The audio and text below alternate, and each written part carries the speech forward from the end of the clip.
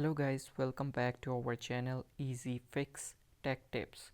So guys, in this video I will tell you that how you can change the icon of any folder. So it's very simple. You just have to right click on that folder, go to show more options, then click on properties.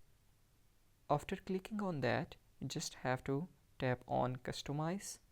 Then you can see the option here, change icon. You can see a lot of icons option here.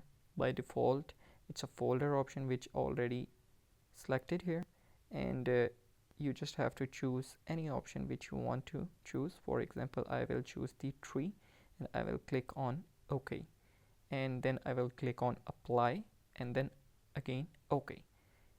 You can see that the icon is changed. So that's how you can change the icon of any folder. So guys, that's it for today's video. Don't forget to subscribe our channel Easy Fix Tech Tips. Have a great day. Bye bye.